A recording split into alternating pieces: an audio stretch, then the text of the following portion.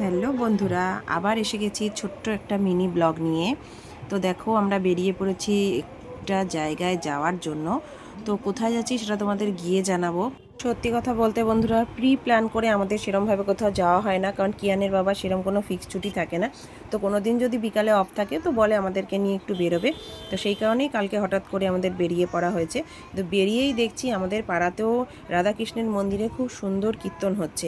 তো সেটারও একটা সুন্দর করে ভিডিও করে নিয়েছি, তোমাদের সাথে পরে শেয়ার করব। তো দেখো, আমরা তো অলরেডি চলেছি আমাদের গন্তব্যস্থলে, কিছুক্ষণের মধ্যে পৌঁছেও যাব। তো দেখো, পৌঁছেও গেছি। এখন যাচ্ছি আমরা মিষ্টির দোকানে। ফুল কিনতে পারিনি, কারণ ফুলের দোকান একটাও আমি খোলা পাইনি। মিষ্টির দোকানে এসে ভ্যারাইটিস মিষ্টি দেখে কিয়ান তো বলছে এটা খাবো ওটা খাবো। তো যাই হোক, কিয়ানের পছন্দেরই মিষ্টি আমরা কিনলাম, কিয়ানকেও আলাদা করে একটা কিনে দিয়েছি। তারপর গেছি ধূপকাঠি মোমবাতি কেনার জন্য। তো বুঝতেই পারছো কোথায় যাচ্ছি। হ্যাঁ, যাচ্ছি আমরা মা ভবতারিণীর মন্দিরে পুজো দেওয়ার জন্য। এটা হচ্ছে বিবেকনগর কালীবাড়ি, পালবাজারের ওখানে যে শিক্ষায়তন স্কুলটা আছে তারই ওখানে। মন্দিরটা খুবই সুন্দর, ছোটোবেলা থেকেই আমি ওখানে যাই, মনোবাঞ্ছাও পূরণ হয়। তো সেখানে গিয়ে দেখছি মন্দিরে বিয়ে হচ্ছে। এরম বিয়ে আমি সত্যি বলতে বন্ধুরা কোনোদিন আমি দেখিনি মন্দিরে। তো সেদিন দেখে ভীষণ ভালো লাগলো। কিছুক্ষণ দাঁড়িয়ে দেখার পরে মন্দিরে এত ভিড় ছিল, তো পেছনের গেট দিয়ে ঢুকে ঠাকুরমশাইয়ের কাছে সমস্ত কিছু দিলাম, পুজো সামগ্রী পুজো দেওয়ার জন্য। তো আমি বাইরের গেটেই দাঁড়িয়েছিলাম, কারণ ভেতরে ঢোকার তো পারমিশন নেই। মায়ের মুখটা খুবই সুন্দর বন্ধুরা, কি বলবো, দেখলে মনটা ভরে যায়।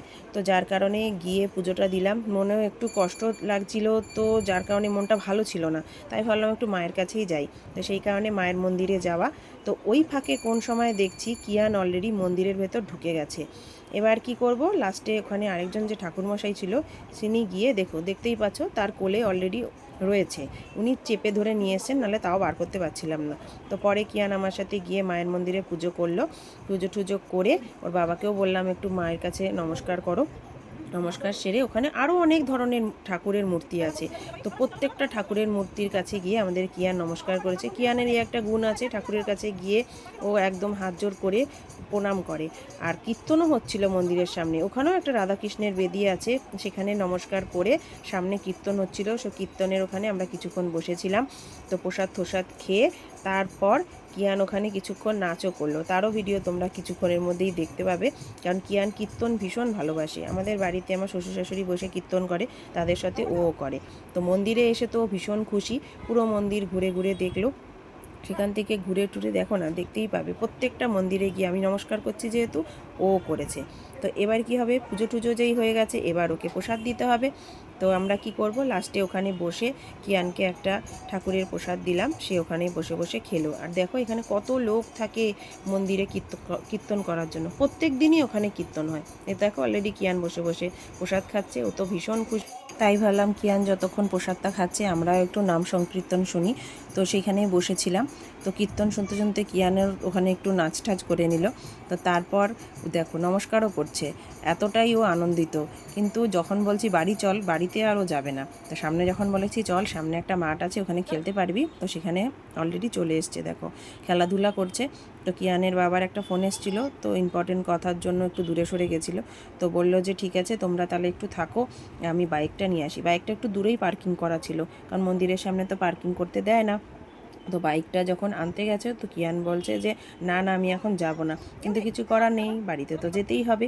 তো কিয়ানকে বললাম বাবা যতক্ষণ না আসে তুই তাহলে একটু খেলাধুলা কর। আসলে কি বলতো বন্ধুরা, এই একটা সময় আমরাও পেরিয়ে এসেছি। এই ছোটোবেলায় এই মন্দিরে মায়ের সঙ্গে অনেকবার এসেছি। মা মন্দিরে পুজো টুজো দিত, আর আমরা সামনে এই মাঠটায় বোন আর আমি খেলা করতাম। তো সেই দিনগুলো খুব মনে পড়ে যায়। তো যাই হোক, পুজো আমাদের কমপ্লিট হয়ে গেছে, সমস্ত কিছু দিয়ে আমরা এখন বাড়ি যাচ্ছি। তো অলরেডি দেখো কিয়ানের বাবা বাইক নিয়ে চলে এসছে, আমরা যাচ্ছি বাইকের দিকে। তো ওখান থেকে আমরা এখন বাড়ির দিকে রওনা হব। তোমরা সকলে ভালো থেকো, মন্দিরটা পারলে একবার ঘুরে যেও। আর তোমাদের যদি আমার এই ভিডিওগুলো ভালো লাগে, পরবর্তীকালে যদি আরও দেখতে চাও, তো পারলে চ্যানেলটাকে একটু সাবস্ক্রাইব করে দিও, লাইক করে দিও। সকলের জন্য রইল অনেক অনেক ভালোবাসা। টাটা।